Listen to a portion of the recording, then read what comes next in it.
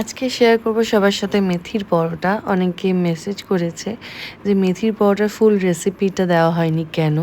ঠিক করে বুঝতে পারছে না। তাদের জন্য এই ভিডিওটা। মেথি আর ধনেপাতা ভালো করে ধুয়ে কুচো কুচো করে কেটে আটার মধ্যে মিক্সড করতে হবে। আমি 70 ভাগ আটা নিয়েছি আর 30 ভাগ ময়দা নিয়েছি।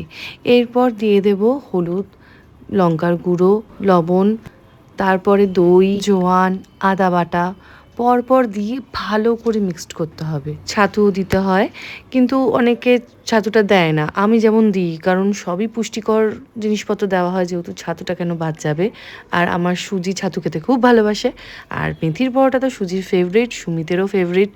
আমি অনেকটা বেশি করে আটা মেখে রাখলাম, কারণ কালকে সুজিকে টিফিনেও দিতে পারবো, সুমিতকে অফিসেও দিতে পারবো।